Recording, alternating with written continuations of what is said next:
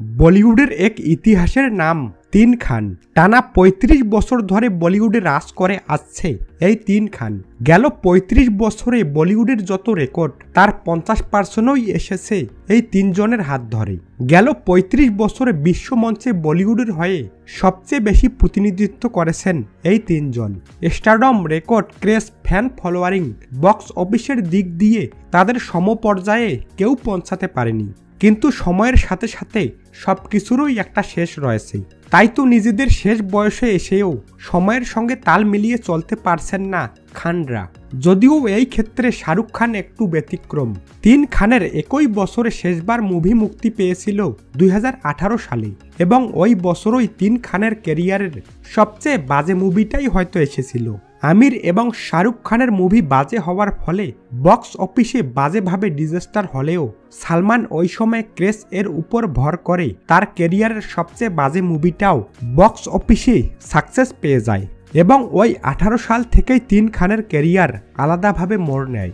২০১৮ সালে শাহরুখ খানের zero box অফিসে বাজেভাবে ডিজাস্টার হওয়ার পর শাহরুখ ৪ বছরের একটা লম্বা গ্যাপ নেন এবং ২০২৩ সালে বিরতি কাটিয়ে রাজার মতো মেগা কামব্যাক করেন, then back to back industry hit. কিন্তু আবার ধাক্কাটা খান বছরের শেষ দিকে তার মুক্তি পাওয়া মুভি ডাঙ্কি দিয়ে।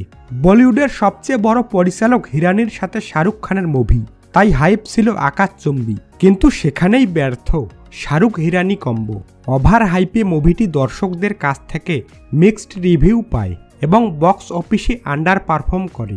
শাহরুখ নেন আরেকটা গ্যাপ। আমিরের ২০১৮ সালে থাগস অফ হিন্দুস্তান বক্স অফিসে ডিজাস্টার হলে তিনিও নেন ৩ বছরের গ্যাপ, এবং ২০২২ সালে লাল সিং চাড্ডা দিয়ে কামব্যাক করার চিন্তা করেন। কিন্তু মুভি মুক্তির আগে থেকেই বিভিন্ন জায়গায় বয়কটের ডাক ওঠে এবং সমালোচনার শিকার হন। মুক্তির পরে দর্শকদের কাছ থেকে নেগেটিভ রিভিউ পায় এবং এটাও বক্স অফিসে বাজেভাবে ব্যর্থ হয়। অন্যদিকে সালমান শাহরুখের মতো গ্যাপ না নিয়ে একের পর এক লো কোয়ালিটির কন্টেন্ট নিয়ে আসেন সালমান খান। তার স্টারডম এর জোরে কিছু মুভি বক্স অফিসে ভালো করলেও ক্রিটিক্স এবং নিউট্রাল অডিয়েন্সের কাছ থেকে ভরসা হারাতে থাকেন সালমান, যেটার প্রভাব তার ফ্যানদের উপরেও পড়তে শুরু করে, যার ফলস্বরূপ সেকেন্দার রিলিজের পর তার অনেক ফ্যানদের কাছ থেকে চিরতরে আস্থা হারিয়ে ফেলেছেন। সবকিছু বিবেচনা করলে তিন খানের একসাথে আর বলিউডে রাজ করার মতো কোনো সুযোগ নেই বললেই চলে। হয়তো শাহরুখ আগামী ৮ থেকে ১০ বছর এককভাবে রাজত্ব করতে পারে, কিন্তু সালমান এবং আমিরের সম্ভাবনা খুবই কম।